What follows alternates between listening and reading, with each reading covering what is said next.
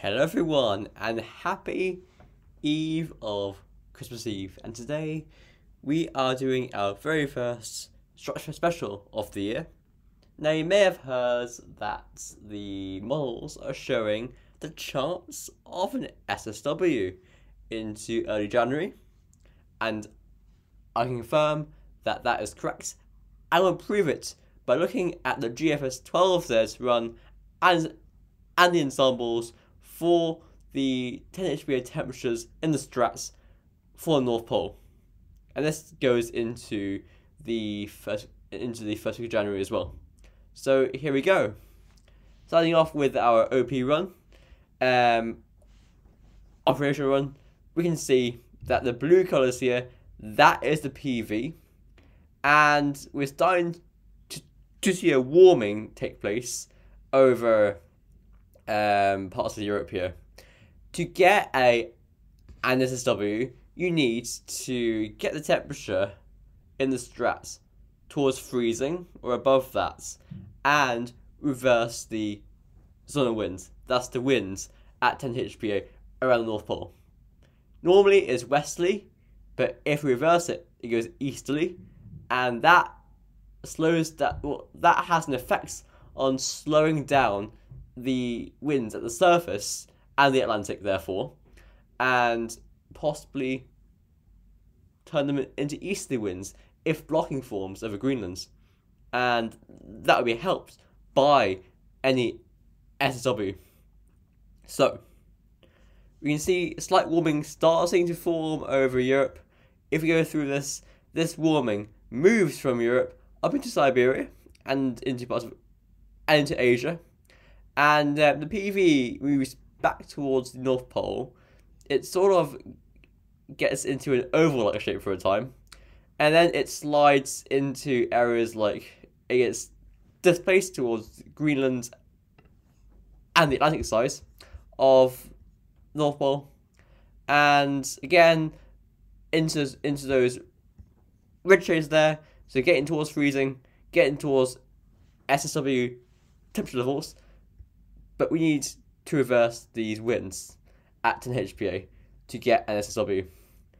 That might be enough. It could be enough. The warming does come towards the North Pole. Bear in mind that it's on the Russian and Pacific side of the pole, and the PV is displaced. Now we nearly split the PV here. We pretty much do a big area of blue towards Greenland and the Atlantic, and a smaller load towards the USA and towards the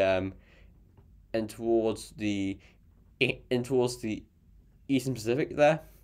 If we split the PV, you tend to get longer lasting and more severe effects from an SSW, and therefore more blocking and more cold weather.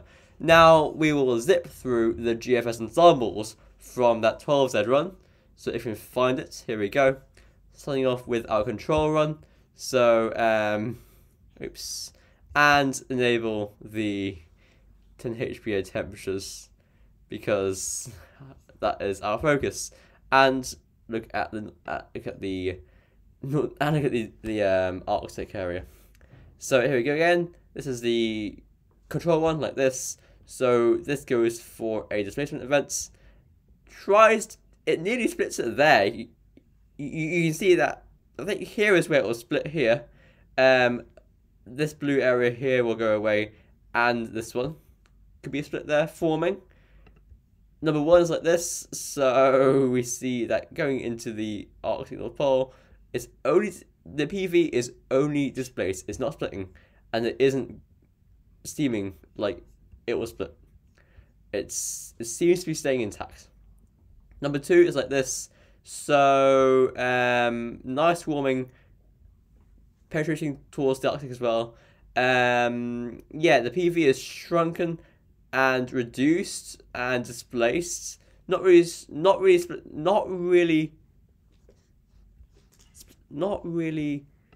splitting it though. Number three is like this. It goes into the Arctic North Pole. That's the warming. PV is intact, but displaced. Number 4 is like this. Okay, so again, the warming goes towards the North Pole. PV is intact. So all of these so far are at least going for a displacement event. Number 5 is like this. Nearly splitting the vortex there. You can see that it's pretty much, it's going to split there, I'd say. It's going to split around Greenland. Blue areas towards Scandinavia and blue areas towards Canada as well. Number 6 is like this. So that warming goes towards Arctic North Pole. It's being stretched as far as it can be stretched. I think that will split if it could go on for about a day or two. That, I think, is on its way to being split around here. This warming is trying to cut through here. Number 7, this is exciting. 7 is like this. Warming into the North Pole. PV is intact though, but displaced. Number 8 is like this. Warming, again, very strong. PV is intact, and actually, towards the end of it, it moves back towards the Arctic, so that one's a bit depressing. Number 9 is like this. Number 9 shows warming again. Again, PV is intact and only displaced. Number 10 shows this. PV being stretched to its limits there by the 8th of January there. Probably will end up splitting. 10 is like this. So that warming goes towards North Pole. PV is again getting very stretched by the 8th of January. Number 11 is like this. So here we go again. PV is intact, but the warming goes on. Number 11. Did I show 11? Did I show 11? Sorry, I showed 11. Number 12 even. Sorry. Number 12. Number 12. Okay. So here we go again. Number 12. PV is intact but weakens. Number 13. Like this. So number 13. Displaced. Number 14. Number 14. Displaced. 15. Displaced. 16. That is displaced. Number 17. 17 is it displaced? Yeah, it's displaced and stretched. Number 18 is gonna be displaced. Number 19, yeah. So if it's displaced, there is less of a response from the troposphere. It's similar to the one we had in March and February of this year, 2023. We had a displacement event. We had an SSW that only displaced the PV, and it led to that week of cold weather in March. But that was it, pretty much. The blocking then reduced. It was still there, but wasn't strong enough to give us cold weather all the time. So that's a good example of how a displacement affects the trop. It doesn't give us a lot of cold weather, but it easily gives us some cold weather. And a splits, we had that in January of 2013, and pretty much right after New Year's actually, and that led to, of course, the cold first part of the year of 2013, started in January, culminated in the bitterly cold March and April of 13. May and June were quite chilly as well, but of course we know that July got very hot, and then after that we saw a run of above average temperatures. Okay, so back to remember what are we on now? 18, 19? I don't know. Okay, so it's looking like this. We see a displacement event. Number 19 is like this. We see a displacement event.